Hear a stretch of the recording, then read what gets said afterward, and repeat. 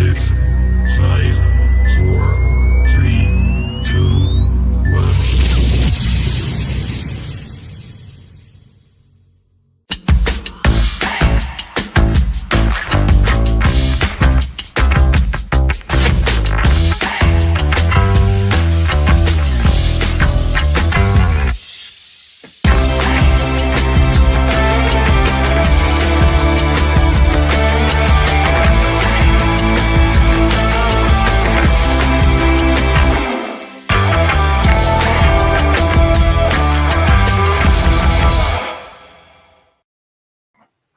Hello everyone, welcome back to Through Black and White Eyes. Absolutely buzzing today. It's been a great weekend.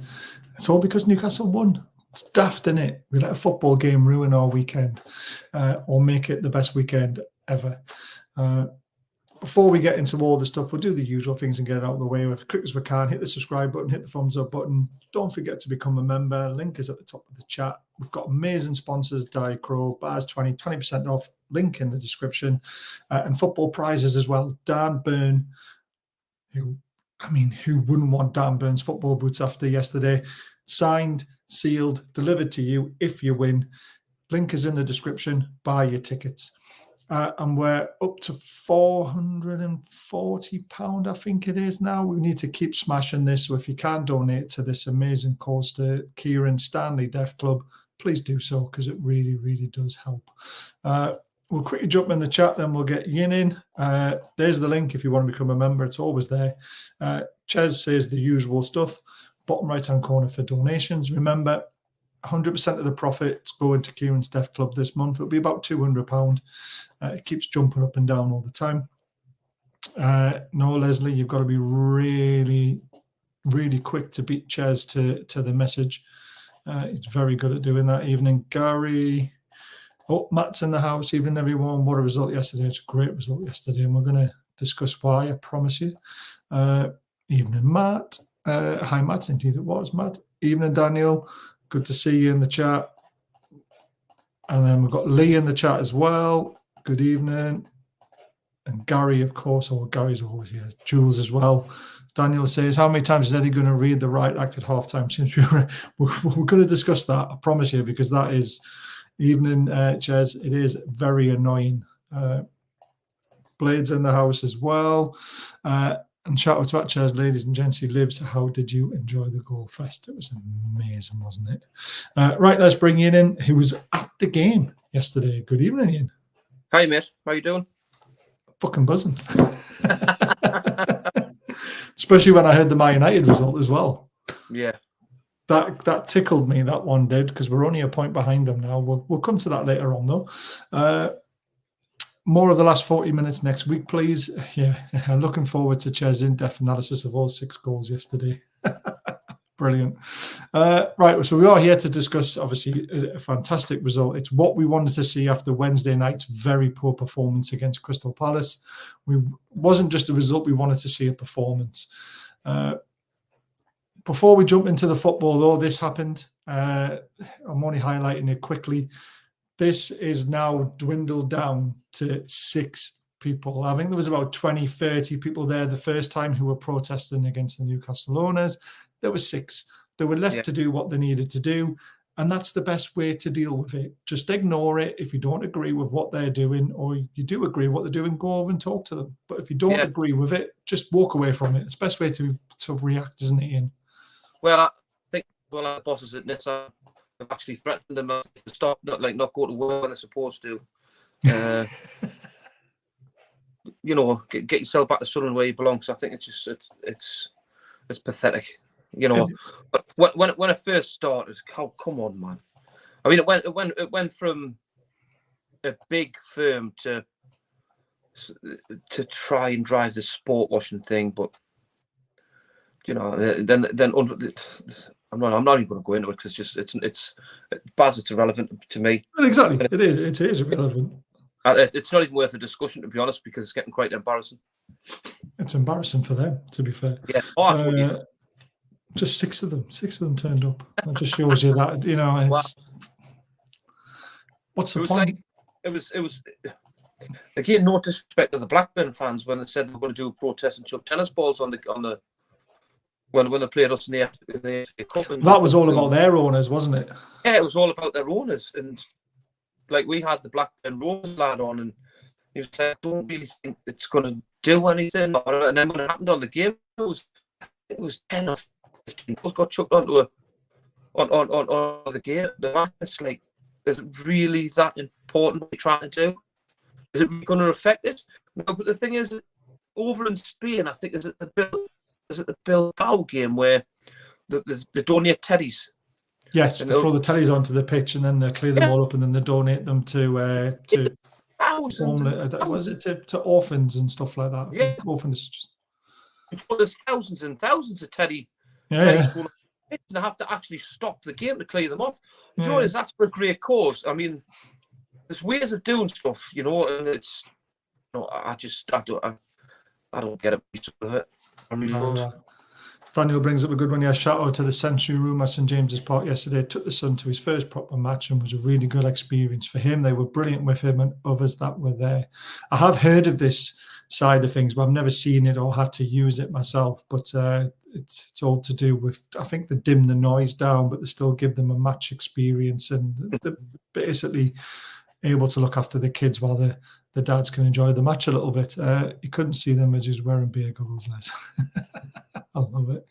Right, on to the good stuff. So obviously there was the War Flags put out this picture before the night before the game, made the display look like we were going to enjoy it. And then you sent this. Is your picture? I might have stolen it from Facebook, but it looks like yours. That's mine. Yeah, that's your picture. So obviously that's the Gallagher end with a message to Bruno and probably Joe Linton as well. Amazing display. This is what Bruno had to say. I was speaking to Joe in the changing rooms and we wanted to cry. It was very special. Bruno on the display. Now, even in the lineup, you wouldn't have seen this, obviously, being at the game, but he did look very emotional. And I was just like, oh, fuck, don't ruin your game. You get, I mean, when I seen that, War Flags put that out, and which was kind of getting everybody like searching about, trying to get stuff. And I dug quite deep. There was quite a little bit of positive feedback coming, potential that he would be squad. And I think get in there, because I just and then when Joe Linton's had his hair dyed, then Bruno gets his hair dyed. Yeah. Whenever everything's like together, you know, and then this big massive thing, and especially when War Flags turned out and goes, it's going to be an extra surprise. And I'm thinking, do you know what? If Big Joe's in that squad, what a lift that would just give the whole stadium, because everybody's desperate for him to be back. And unfortunately, he wasn't in the squad, but I got to the ground quite early because obviously I had my daughter with us, and she.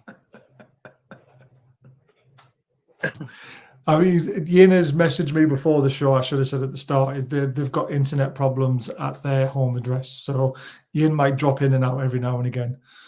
Is it happening now though? Because sometimes it's gone fuzzy a little bit. Right. But carry on. Yeah.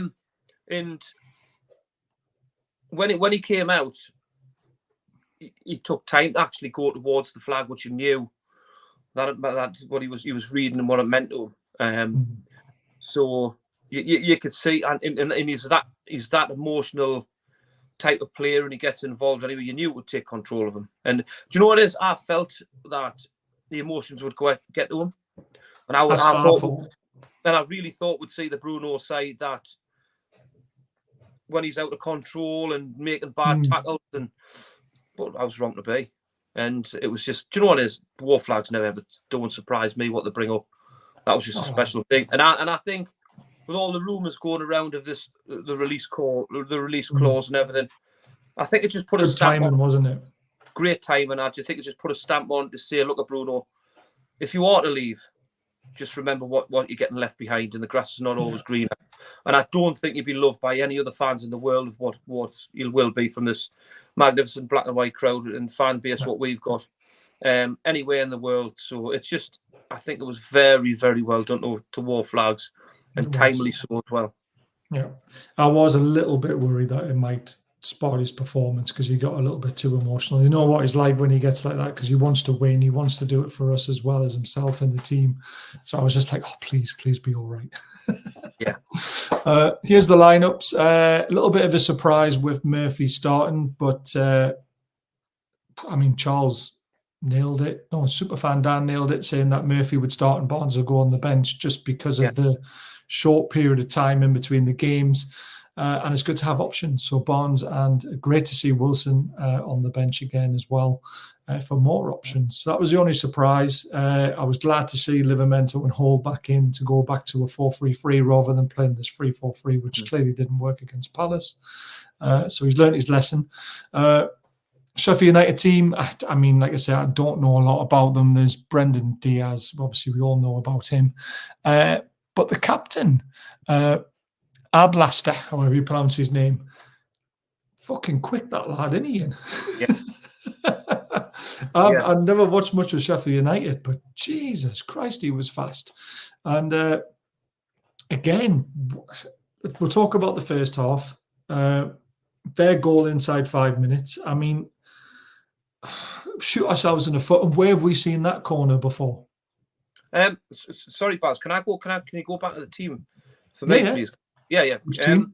Our team or their team? Our team, obviously. I was hoping Eddie Howe was going to be brave, and the reason why I'm saying brave in his selection was because obviously it didn't work at Crystal Palace, and I was praying that he brought in Livramento and Hall and put Dan Bird back inside to go back to the 4-3-3. I wasn't surprised where he's put Harvey Barnes on the bench, mind. Now, I've found when Harvey Barnes has started, this is the reason why I put the team back up.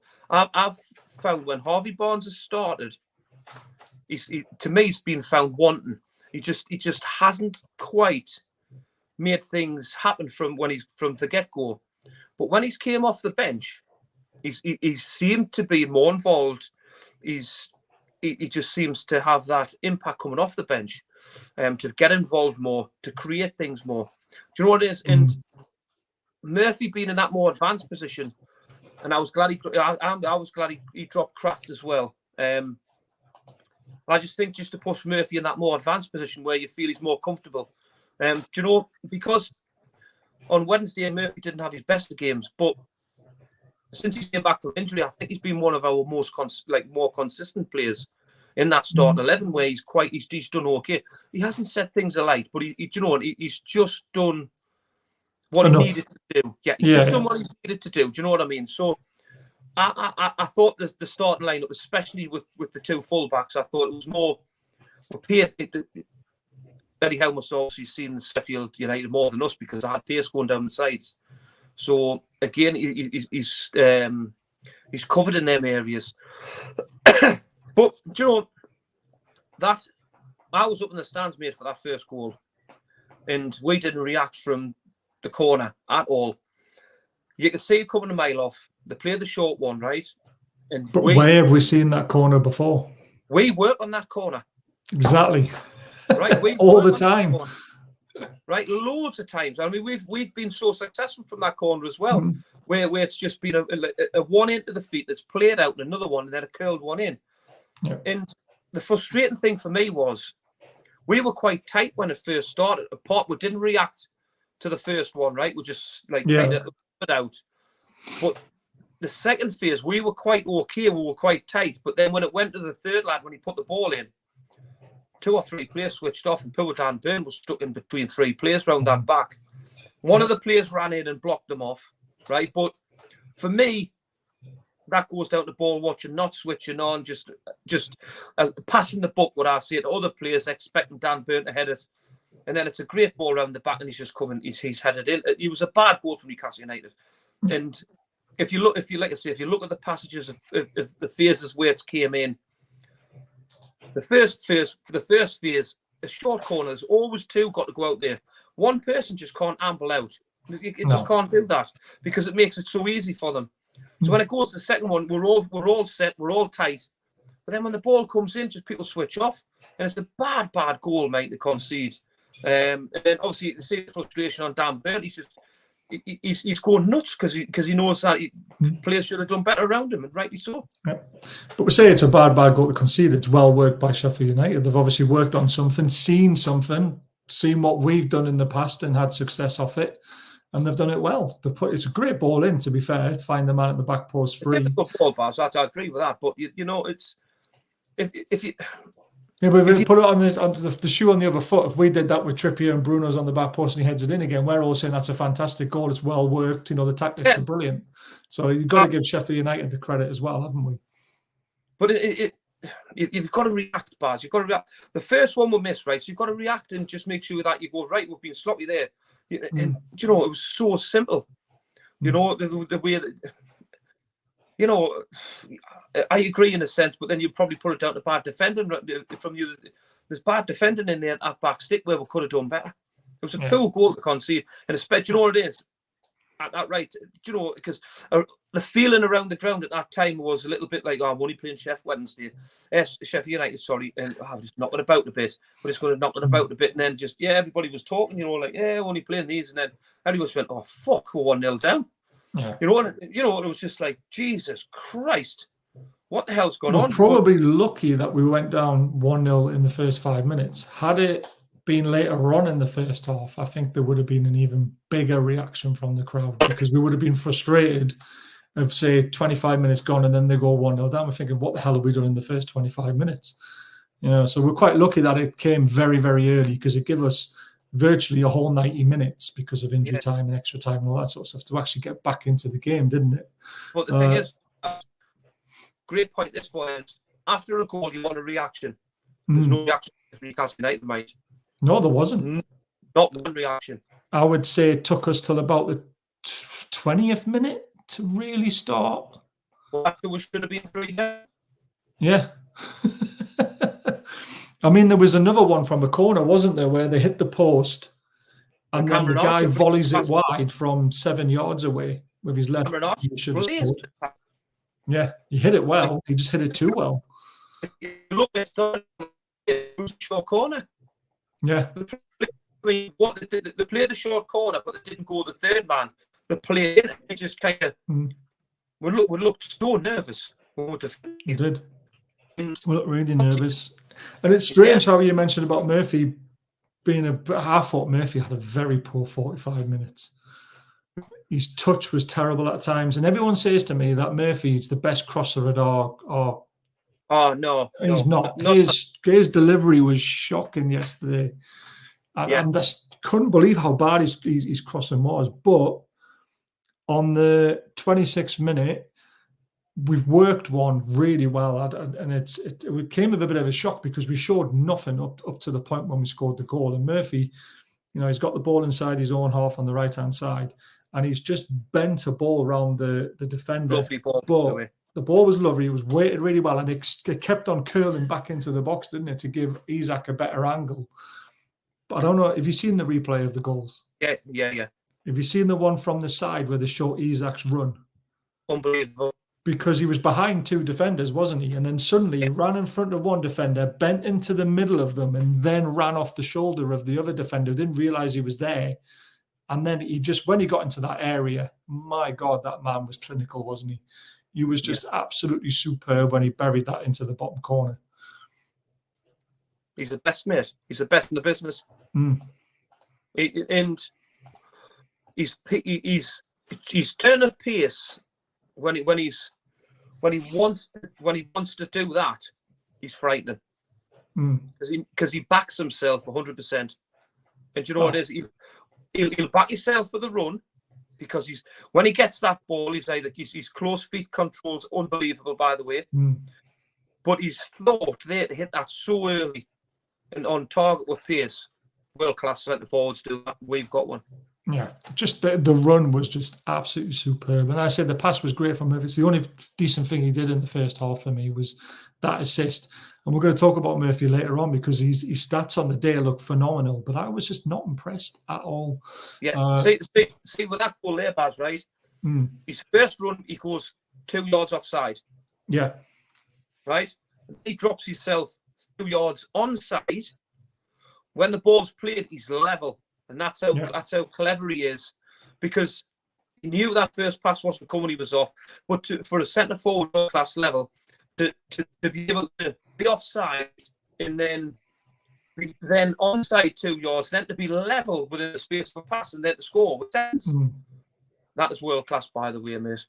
Yeah, it was the way that he, like you mentioned, he ran offside. But what he did is because there was 2 centre backs and he was on the back of the furthest one away, and he knew the ball was on the right hand side and it was going down that channel. It's the way he ran offside, back onside to get on the shoulder of the other defender, and then that defender there who's watched him run is thinking, "Oh, well, my mate's got him," and then boom, it was just all perfect, wasn't it? It was brilliant. He froze a little bit. He's still there, right? Yeah. So that puts it 1-1, but it could have been a hell of a lot worse because this happened. Again, caught by a ball over the top. Brennan Diaz has got a bit more pace than I expected. He got round Dubravka. He thought he was putting the ball into an empty net, but there was Big Dan Burn again with another unbelievable block. This is a goal-saving block for me. And it wasn't just the first time in this first half. He put on some meaty challenges. That was probably the second or third block he made in the first half. It was the second. That was the second one. That one. 3 in total, though, wasn't it? 3 very important blocks. There was one inside the box as well when they were having a shot. He blocked as well. He was just phenomenal, wasn't he, Dan Burn, in that first half? Without him, we would be going in probably 3-1, 4-1 down. Yeah. And to be honest, he had to stand up because his sidekick Shaw was in. Shaw was very. He didn't look himself, did he? Shaw. There was a time, I think it was roughly on about the 30 minutes. I'm about right. Kraft was warming up, and Kraft was actually going to come on, and Shaw sticking over the bench. I'm all right, but he wasn't all right, mate. No way. And we got done a few times down his side. There was one. I think that would have been the one where he put back because the lad just went into Fab Shaw and he took him inside, and Fab Shaw kind of like dangled a leg back. Yes. Then he passed it across and looking for Dan Burn because it went round, and then looking for Dan Burn and made it that way. But we were very lucky that Shaw didn't really lunge his leg out because he never gave away a penalty, didn't he? Yeah, I really did. But Dan Burn, I think when he's went in the left side of centre half, mate, I think he's been outstanding. I really do. He has been. Was it 5 games now? I would say 4 out of 5 games he's been brilliant in. Nobody, do you know what it is when he's been at left back? People absolutely took the piss out of him, said how shit he was, right? Instead, he's got no right. We defended and highlighted what he should be in and how he can be better and stuff. But when he's been at left centre, not one person stood. I've never seen a comment yet to see how good is, and he should be in because he's been absolutely exceptional when he's went at left side centre half. He has been. He's been absolutely brilliant. Apart from against Palace, which nobody really came up with their heads held high against Palace, did they? Nobody came off the Nobody. Definitely not. But we were lucky to go in at half time at 1-1. Obviously, Kraft comes on for Shea due to the injury. I was a little bit worried because all credit to Sheffield United. They came to St James's Park and were putting the sword to us in that first half. Yes. And I was thinking, if this continues with Kraft now on the pitch as well at right centre back, I think our frailties are going to be shown a little bit. But Eddie obviously read the right act. It still took 5 minutes into the second half before we really kicked into gear, though, didn't it? Because I think Sheffield United came out and they had a decent chance in the first 5 minutes where we put us under pressure again. It was Diaz again straight away. I mean, and Dan Burn blocked it, didn't he? Dan Burn blocked it. And I think half-time came at the right time for us and the wrong time for Sheffield United. Yeah, definitely. Because we were really, I mean, Longstaff's passing was terrible. It was. I've defended him for God knows how many times, but some of the simple passes he was misplacing yesterday was terrible. And then people's going, well, he's played through injury, you know, and I went, no, I'm not having that. it was simple 5 yards, 10-yard passes where it absolutely hurt us, mate. He put them on the front foot. So I wasn't having that. Longstaff yesterday was poor. But like I said, the half-time whistle came perfectly for us. And Isak turned around and said that Eddie Howe's read the riot act. I don't think he would have read the riot act. I just thought he would have just realised, put them into perspective what on earth we were doing and why we're at home here. Why aren't we just pressing? Why are we not being more aggressive? Why aren't we taking the game to Sheffield United? Because when you reflect on the first half, it was a lot of the time Sheffield United dictated the game where they got on the ball, they knocked it about, and we kind of sat off and you know, we let them have it, and I was thinking, God, this is Sheffield United. This, do you know what I mean? But yes, something must have just. I don't know. Something must just have happened after 5 minutes, mate. Because I think it was more getting Gordon in the game, wasn't it? Getting him on the left-hand side a bit more, finding him a bit more early. I mean, the penalty comes from Gordon. I mean, his first base, mate, was fantastic. And I mean, it was always going to be a pen for me. I watched the replay a few times. I can't believe the referee didn't actually give a free kick or a pen straight away, to be honest with you. And they had to leave it to VAR. He makes the run. He cuts inside the defender. The defender comes across him from behind and just clips his legs. He goes down. I think the reason why it was given a pen is the initial contact was outside of the box. Right. Just outside the box. But as he was still on his feet running into it, there was more contact inside the box to then bring him down. So that's why they give a penalty. Because I was looking at it going, oh, crap, they're going to give a free kick here. It's definitely a foul. It's just whether it's inside the box or outside the box. And they obviously deemed the first contact not enough to be a free kick. And because he was still on his feet and he went into the box, he then got clipped again. And then they said that's a penalty. And then obviously... With me, Baz, obviously with us being at the game, I didn't get to see no VR replays or anything like that. So the good thing about Newcastle just kind of went on the front foot, like I said, and when that ball went into Gordon, it was the first time in the whole game where he must have just went. Because he picked the ball up in the first half, right, and he had a look at that defender, and what he did was he went half-heartedly, then always came back and give it to Bruno, just give it the easy one, or cut it across into the centre, like it was centre half, and start kind of thing. This time, he got the ball and he just, I don't know if Eddie Howe said you need to be more direct. Yeah. Because he picked that ball up quite deep. He had a few nice touches, right? He must have just thought, right, this is the time I'm going to have a break go at you. And he's turned a pace to get round him, to show you the desire to get round that player. And it was always going to be, he's going to take him down. But for me, Tony Harrington didn't give it straight away. He looked, and then he just went, right, pen. So today, the referees were great look at that. I didn't realise how close it was. So then it didn't take them that quite long to make a decision. So you explained it to me that it was outside the box, it was a little bit of contact.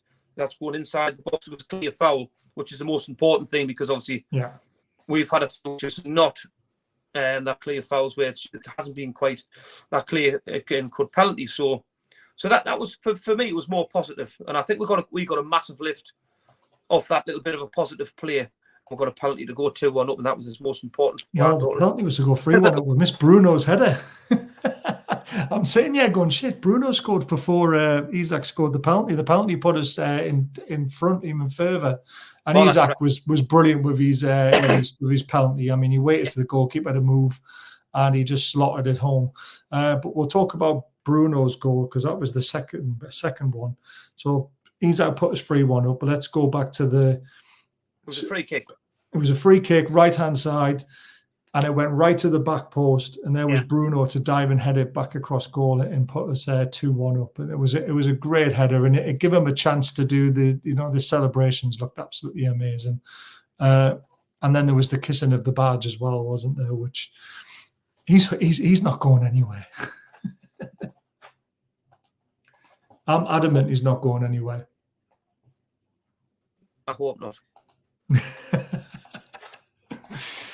Don't pretend to be innocent. I can't believe I've completely missed that. So 2-1 up to 3-1 up with Isak, and then the changes are made, which were, great changes in my mind. I mean, Jacob Murphy, like I said, he didn't have I don't think he had a great game, especially the first 45 minutes.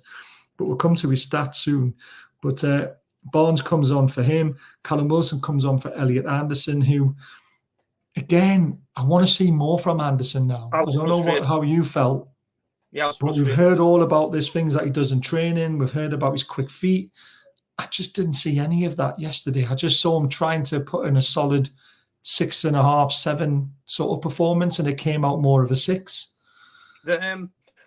I'll defend him in a way, because I thought when he was going on the ball, I thought the Sheffield United press was quite good on him.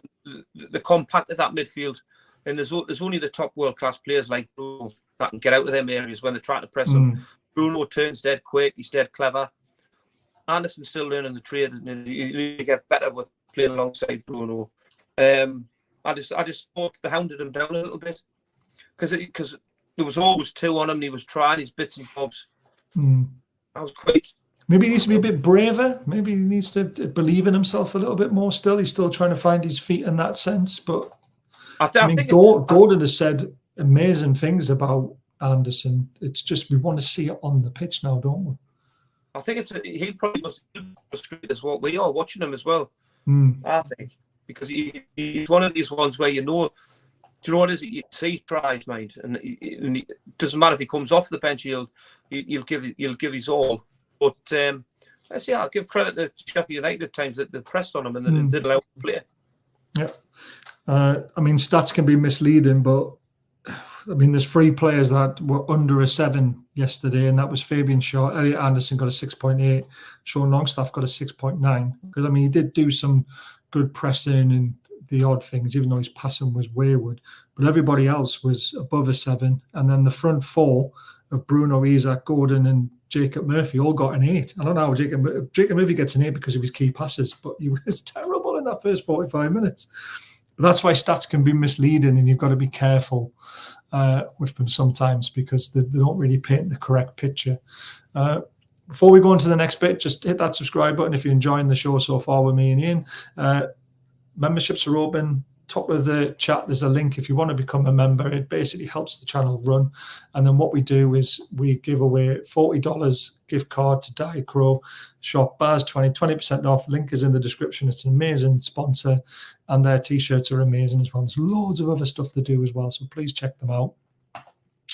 Football Prize is another amazing sponsor. They give me £100 for the channel, and what I do is I give that back in 2 £50 prizes to their website for members only. So a chance to win, buy tickets, and hopefully win things like Dan Burns signed match worn boots. It's a tongue twister, that one. It gets me every time. Link is in the description for them, so please check them out. And don't forget, every single penny of profit this month is going to the Stanley Deaf Club, where Kieran's a member of, and all those children you saw at the Spurs game. So please donate. Find that on Just Giving and whack some money in if you can. And we're going to be putting about £200 in as well. So they're doing really well. And thank you to everyone who has donated and supported that amazing cause as well. Do you know Murphy's rating there? Will I not go up because he's got an assist? Yeah. So the way that the stats work, they look at key passes, assists, accuracy, and all this sort of stuff as well. But when you get an assist in goals, obviously it shoots right up. So that's why I'm saying stats on this website can be a little misleading. I always like to go what I see with my eye as well, to be fair. So the fourth goal comes from a corner. Anthony Gordon has been putting some beautiful deliveries in recently from corners and free kicks, to be fair. Just as good as Trippier. He flings one into the back post. Elliot Anderson gets his head on it. He thinks he's going to score. It hits a defender. And then the Sheffield United player backheels it into his own net. I don't know if you've seen it, but did you see Elliot Anderson's reaction? No. When it went in, he was like, damn it, that was mine. When I was at the game, I gave it to Bruno. Did they? No, it was a complete own goal, backheel, the lot straight into his own net. But like Elliot Anderson was standing right next to him, and all he was going to do was tap it in, and the defender gets there before him, puts it in, and his reaction is priceless. He's like one of those little petulant childs in the shop. No, that was my last comic. I wanted that one. I felt so sorry for him. So some more for right. This is the one thing that I hate about social media and everything that goes on. Yes, Sean Longstaff had a poor game. His passing was terrible, but he's human at the end of the day. We will criticize his performance, but we will never go on Twitter and abuse him, because that is shocking. And I hate it. I hate Ian, how lucky are we this day and age that players are this close to the fans? We're talking about being able to message them, drop them in tweet, getting likes off them, getting retweets off them, all this sort of stuff that when we were kids, we would never have had the chance. We can get to the training ground and maybe get an autograph or something like that, but we would never have this interaction. And it's been spoilt by all the keyboard warriors, isn't it? Yeah. I mean, Sean Longstaff's not one of these people that come on Twitter. He puts very, very little on anyway. But apparently he does read it. It does get to him. Eddie Howe's had him in the office to talk to him, to make sure he's all right, his mental health's in the right place and stuff like that. And it will get to him. It's a good job Dan Burns not on there. Christ. Oh, well, he is, and he's probably seen all the stuff. But Dan Burn, if he ever sees you in the street, he'll kill you. He's from Blythe, remember, the drug gun capital of the Northeast. You don't mess with Dan Burn at all. Sean Longstaff looks a little bit too weak sometimes for me, but there we are. Rewatching the Amazon Sea, one episode featured Sean. It was so lovely, and I think some of our fan base need to remember he's a human, but my God, he's NUFC through and through. Exactly, and there's that open letter that he talked about that he wrote to his dad, and about how he felt he was letting his family down with the Steve Bruce side of things, and everyone forgets this stuff straight away, just like it's gone. It's in the past, but it's still there. He was thinking about finishing football altogether because of Steve Bruce. Yeah, exactly. And Eddie Howe's made him, when Rafa played him in a holding midfielder role once, mind, you've got to remember. And Manchester United were willing to pay a fortune. 50 million, yeah. To go there, and unfortunately he picked up an injury.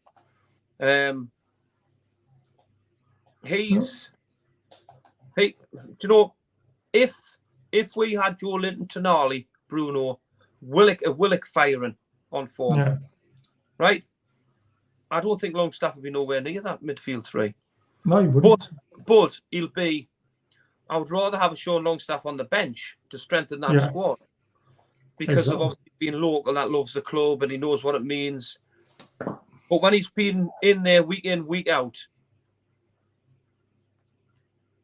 do you know what it is? Paris Saint-Germain at home, I thought he was brilliant. I thought he was exceptional. But all of us were. Everybody was. The players, the coaches, the fans, everybody was that day. Yeah. Sean Longstaff of late, to me,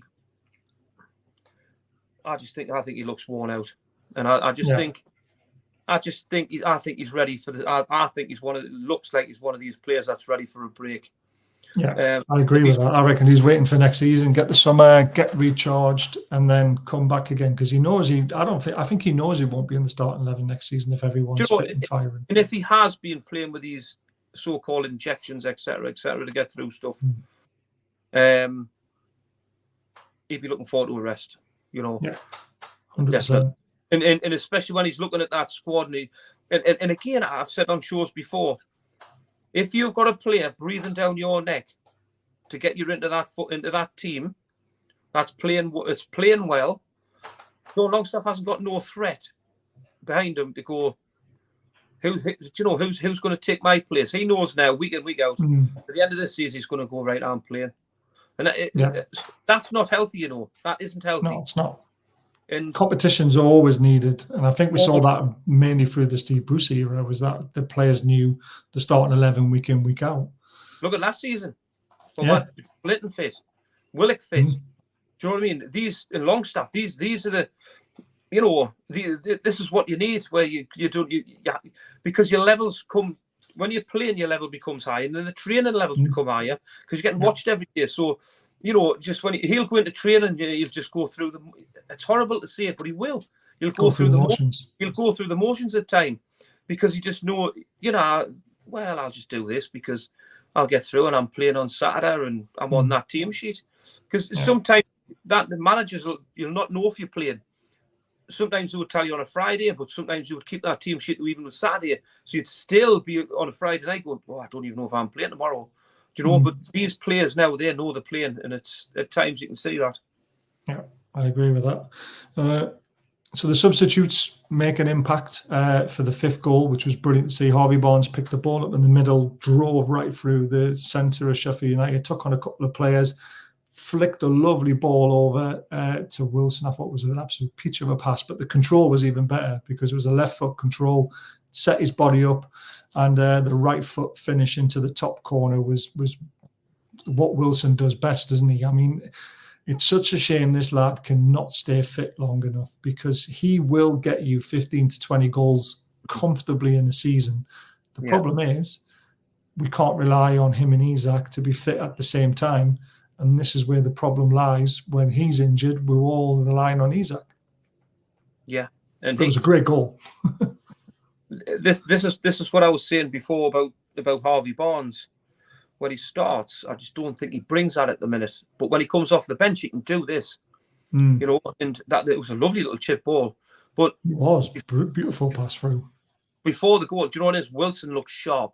But every time he's been out for an injury and he comes back, he does look sharp. He does look sharp, yeah. It's just trying to realise when he's getting to those levels where he's getting close to being injured to taking him out and then bringing him back fresh again, isn't it? And do you know, when it goes to show, mind, how hard he works to get fit. Yeah. Because, you know, when you've come back from an injury, some players are not at that level. He gets to a level where you think, Jesus Christ, exactly the point you just made there, mate. If you can keep him fit, he will get you that guaranteed week in, week out. But I mean, that's a natural finisher's goal, and Callum Wilson is that natural finisher. It's a great strike. It was a great strike, mate. You know, absolute brilliant strike. I was gutted for Isak though. How many chances did he have to get that hat trick? And looked like he was trying too hard to get the hat trick, didn't it? If you look on his chances throughout the whole of the game, I think Isak could have had 4 or 5. Yeah. I mean, he fell over a couple of times in that second half when he was inside the box, and I thought he's going to do it. He's going to get it, and he didn't. According to the stats, he only had 3 shots on target, 1 shot off target, and 1 shot blocked. But the amount of times he got into great situations and didn't get his shot off where you thought he was going to and he didn't, it was very, very frustrating. But it was a great performance from Isak and the team in general. It was great to see 2 more substitutions made, Alex Murphy coming on and Matt Ritchie, who drives what he wants. Yes. He's Matt Ritchie and he drives what he wants. when that the Gallagher started it off, right? And when the rest of the ground realised what was getting sung, right, it went around, but then it stopped singing and everybody started laughing, so it was like a theatre. Yeah. Honestly, they were pissing us out, everybody, and then they were singing Matt Ritchie, HGV, Matt Ritchie, and I was thinking, God almighty, this is classic. Like, yeah, it's brilliant. You've got to love it, haven't you? You've got to have a bit of humour as well at the end of the day. The other thing that happened, obviously, they were awarded a penalty. Alex Murphy was the one who was given against. However, on reflection, the referee got sent to the screen because it was never a penalty.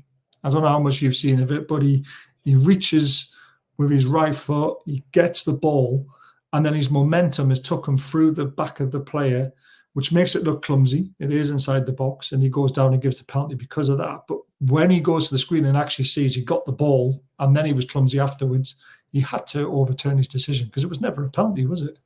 No, definitely not. And it was good. It was good to see. It was good to see Mr. Harrington overturn it.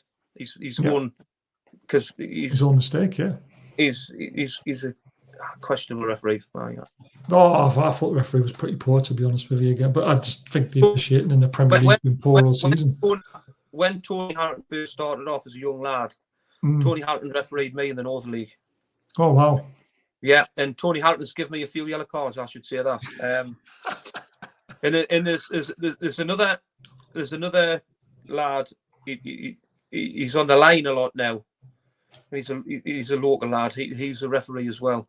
Right. And he was the same. He's him. And Well, we see him on the telly, my dad, we're like, when I watch my dad, he goes, that's that arsehole and sent you off, isn't it? I goes, aye, that's it. Brilliant. I love it. This is what I want to show this. This is obviously the first half. The first half even shows we had 59% of the possession, 10 shots, 2 on target, 4 off target, 4 block shots. And I mean, there was really the only one chance, which was Isak when he buried it. I mean, all the rest of them were just, they weren't great efforts at all. But there was a massive difference in the second half. So you can see that expected goals 0.88 to Sheffield United's 1.35. And the scoreline didn't reflect the stats, to be honest with you, because Sheffield United deserved to be winning that game. But in the second half, we turned it on. I mean, even their expected goals in the second half was 1.55 through the whole game, and ours was 3.11 with the chances we got. We had 60% of the ball, 20 shots, 7 on target, 4 off target. So it just shows you how clinical we are in front of goal, Ian, because only 7 on target. Yeah. And we scored 5 of them. Alexander Isak. Yeah, he's just quality. Do you know what? I didn't realise how good he was. I really didn't. And then when you watched a little bit of it, Everton away last year, when he skipped 10 players and set up Jacob Murphy. This year, I think it's just his clinical finishing is up there with the best in the world, and it's given you a little. For me, it's given us a little bit of a teaser and a taster. If we can get them other top world class players around him, like I've said on a show before, if he was at Man City, he'd score more than Haaland. I really do. Yeah, because I just, that. You know, Haaland's so powerful, and I think this season he struggled because you can't. Do you know what it is? The Premier League is the best league in the world. You've got your top managers, and the figure players out, and the figure systems out, right? And I think Haaland was an exception. And teams were quite brave and they played high lines, and he done a lot of running beyond and a lot of powerful goals going forward. But this season, I think they've tightened up on him. Now, I just think the way Alexander Isak plays, and I just think if he had an interaction with world-class players around him, I just think I think he'd score more. I think he'd score more than Haaland. I really do. And that's another worry for me. I don't think other clubs as well realised how good this man is, because I've seen reports as well, mind, when he came from Spain, that we were wasting a lot of money on a player that's scored 6 goals in 33 games or something before we bought him. Yeah, and they're going, you've wasted a lot of money on a player that's not going to score 5 or 6 goals. If he cannot score 6 in Spain, he's not going to score nowhere near as many as that in England.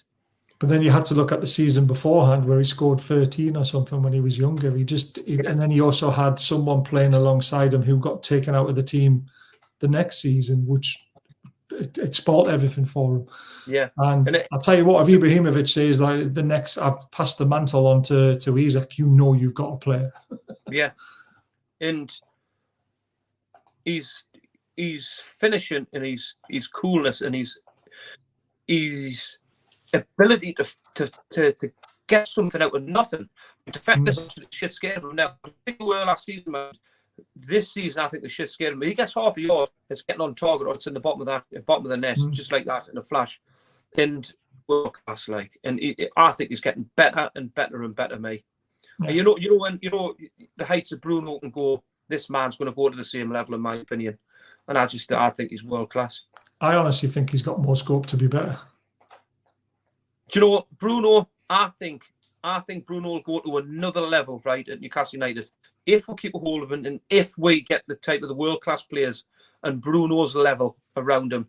I really do, and I just think that's and again with Botman. I think Botman can go up another level as well if we get the right players around them. And Newcastle United are not daft. I think that's what they're trying to do. Yeah. You know, and we've got to get Botman fit and firing again because he was starting. He wasn't looking great, was he, when he first came back from that injury? Yeah, because he hasn't come back fit. You've got to remember what Botman was like last year. He was absolutely exceptional. First year in the Premiership as a centre-half, doing that as a young boy. He was world-class. You know, so we've got to... we're lucky to have these special players. And if we keep a hold of these, and I'm hopefully the reports of Isak signing another long-term deal, in a big, massive buyout clause, and obviously Bruno, such exciting times in Newcastle have to build the team around these boys. Massively. Thinking about Tonali coming back in, then you're looking at positions where we can strengthen. We don't know what Minter's going to look like in a Newcastle shirt, because he's had a great season in Holland. He could save us 70 million on the right wing, couldn't he? Do you know what it is? That's a funny one now, because obviously the Feyenoord manager's going to Liverpool, right? Yes. Now, obviously he's really fond of him because he's playing him week in, week out. What happens there? Do you know? I know this sounds absolutely awful to hear. We've never seen him, but it could be a big price tag going on his head already. He hasn't kicked the ball for Newcastle, and he might go to Liverpool. Do you know? We won't sell him. We won't sell him. Do you know this? Do you know this for financial fair play? Yeah, I get you, but do you know? It's one of these ones where he either, because obviously they wanted to stay there. They wanted him out there in Feyenoord for another season. They clearly said that. Yeah. With this manager going to Liverpool, that hopefully comes back to us. But then if he rates him that highly, there could be. I think there could be a potential signing there for big money that will take him to Liverpool. Liverpool are the ones that normally do the big coffers when it comes to Newcastle United players. Overpriced. Andy Carroll. Yeah. Yeah, let's just wait and see that. But I'd rather see Minter at Newcastle, mine, because I think it'll benefit Newcastle more $1 million. Yeah. So just want to watch that one, I think. It's going to be interesting.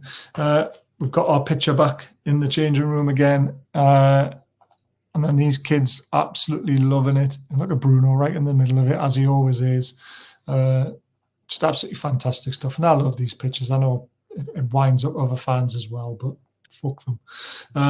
We're in our last little segment. We'll come to your man of the matches soon. Get your man of the matches in the chat. But this is Murphy's stats, and this is why I think sometimes stats really don't paint the full picture. Because if you watch the whole game when Murphy was on the pitch for, he just didn't look. He didn't look like he was a man who came up with these stats. 87% passing accuracy is good. 4 key passes though is incredible. 1 assist, 52 touches out of 34 passes as well. But like I said, he does enough sometimes, Ian. But that pass for Isak was brilliant. Yeah.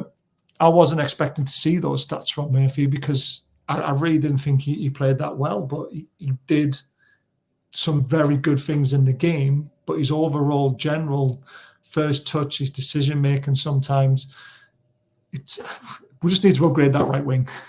Yeah, he played quite deep. He played quite deep first half as well, and I think that was probably, it didn't allow him to get the pitch. But them key passes was it just midfield, the little balls inside that played us on the front foot. I don't know how they mark these key passes, because for me, the only key pass what I saw make really was the goal. And I know there was times where there was a couple of 1-2s on that side, and he played it down to Livramento down the outside, which Livramento was quite.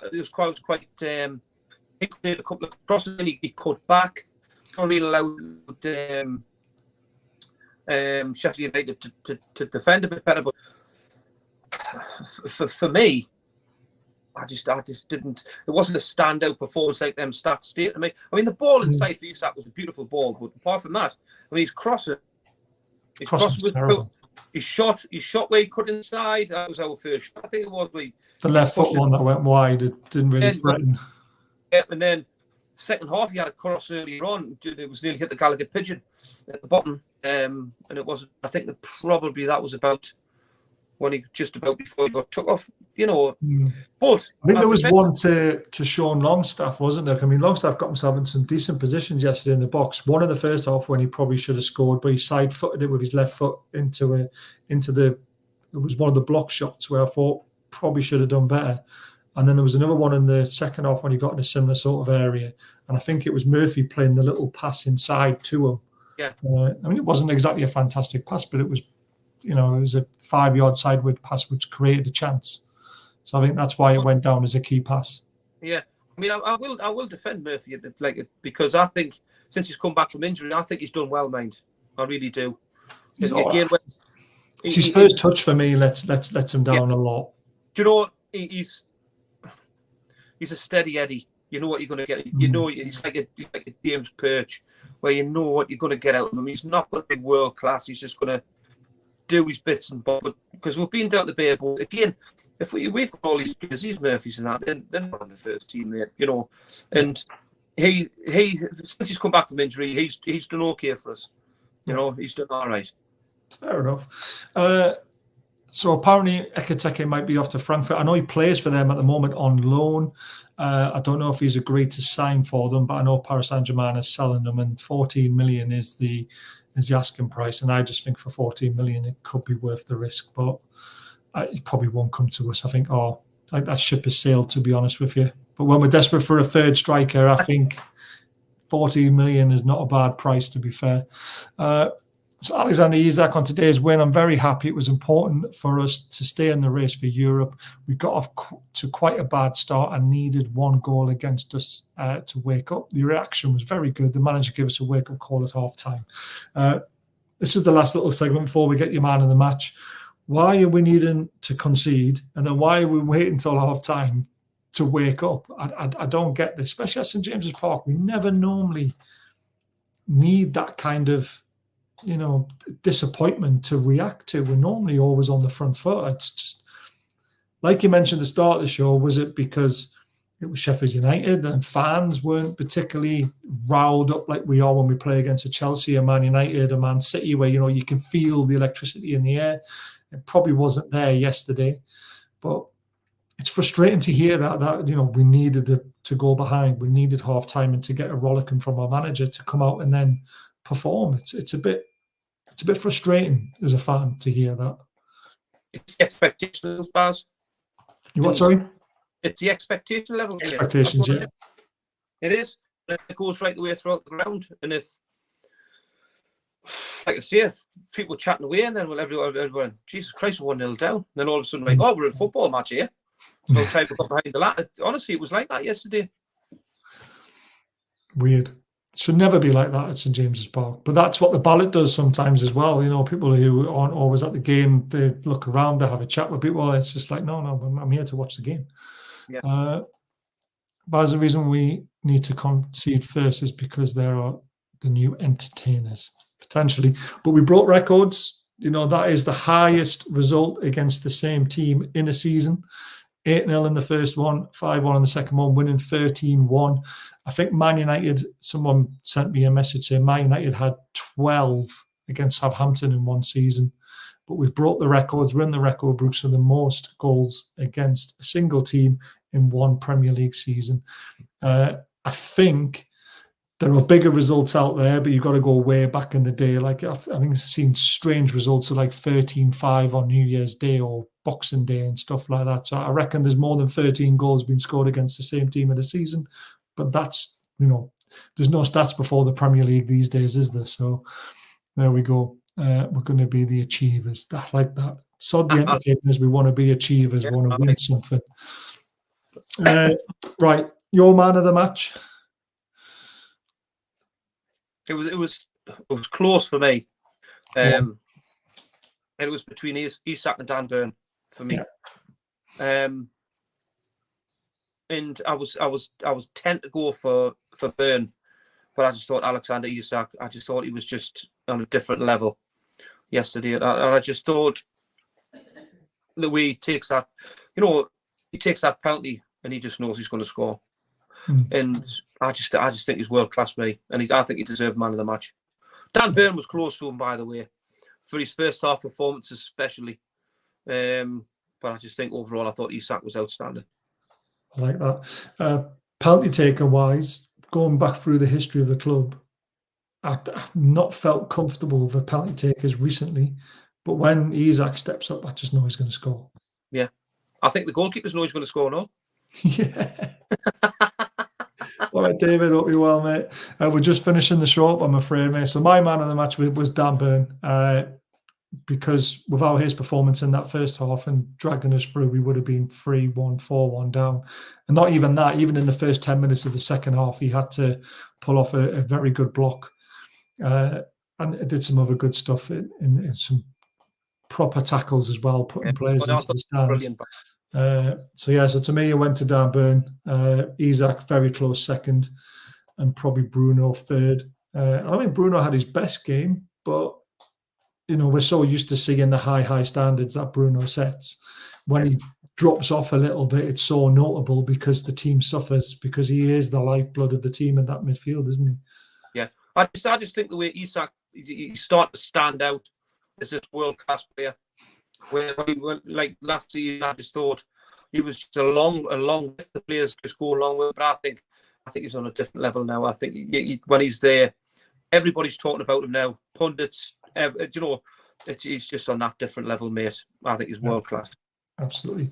When Wilson was on pens, I was confident-ish. I still was worried that he was going to miss potentially. But when Isak steps up to take a pen, I just sit there and just relax. I don't know why. It's just one of those things. I just think he's just that good at taking penalties. It's a bit like, Matt Le Tissier taking them for Southampton. You just know he's going to score. Shearer. Shearer, he still missed a few, Shearer, though, didn't he? I remember one against Ipswich, the last kick of the game when we needed to win and to stay in the title race, and the keeper saved it. Final whistle, we all left St James's Park feeling like we lost the game, even though it was 1-1. Thomas Sorensen saving that one, and the Sunderland, that really hurt. Matt Le Tissier only missed one, didn't he, in his whole career? He used to just win as well, didn't he? He was just beautiful taking penalties. He used to love playing against Newcastle. Yeah, he did, yeah. Do you know what it is? When I got Championship manager back in the day, I used to just buy Matt Le Tissier to get him out with that Southampton team. It's such a sad thing, but there you go. He was a great footballer, right? Lazy footballer. They used to walk about worse than Berbatov, I thought. Yeah, but now he's like David Icke. Oh man, he was graceful, wasn't he? He's a conspiracy theorist now. He's weird. He's a bit of a weirdo. That's why he's not on Sky anymore, I think. He went from putting volleys at the top corner to see when the world's going to end. Brilliant. Right, when are we back? Oh, Wednesday. I'm going to be doing a show on Wednesday. I'm going to be doing a left-back show talking about the run-in to the Premier League and also the run-in for top 6 finish as well. Going to try and get a few different clubs on, guests on and stuff like that to see if we can get it going. That'll be about 8:15. And I think we'll be back Friday or Thursday. I think we want to do this on a Thursday night if we can. Right. Because I'm back to work on Friday. If I do it Thursday, I've got more time to get ready for it. That sounds daft, but it's just the way my life works. But yeah, thanks for watching, everyone. There's 140 years at the moment. Hit that thumbs up button. Hit the subscribe button if you haven't already. Consider being a member. Link is at the top of the chat. It really helps us to keep the channel going and to bring amazing prizes like $40 gift card from Diet Pro. Use BAS 20% off for their website. Link is in the description. Football prizes, they give me £100 and I give it back to you members, but I can only give it back to the members if we have enough to keep the channel running. So please consider buying some tickets. They're absolutely amazing company, and people from this channel have actually won stuff. Someone won a golden shirt, someone's won some money. It's amazing what you can get there. But this month, all the profit is going to Kieran's Deaf Club. This is what we like to do here. We like to give back. Kieran has also joined the channel as a little contributor. He's doing his pre-match video and his match review. It's all going to be added to TikTok, into YouTube when we can. He's an amazing little boy. And all those other kids who are at the Spurs game, they need money to keep their club running, because it is literally hands into their own parents' pockets to keep it going. So it'd be nice for us to give them a boost. So please consider donating to their, hit the likes and subscribes and all that sort of stuff. Thanks to Ian, as always. Great chat, great result. Glad you enjoyed the game. Did the little boy enjoy the game? I took Darcy this time. Oh, you took your daughter? I did, because I always take Ezra. And right. Obviously Darcy goes, well, why don't you take me? And then it's all right, you can go this time. And he wasn't too happy with the result, put it that way. I bet. Livid for the young man. But again, it's great to take your daughter, isn't it? Yeah, it is. Do you know what it is? both of my kids. I've got 3 kids. Both me 2 littlest ones are absolutely obsessed with football. Love it. My eldest daughter, she's 70 and she's on like the lively side of life, I should say. Children. Getting the bottles of 2020 in the park.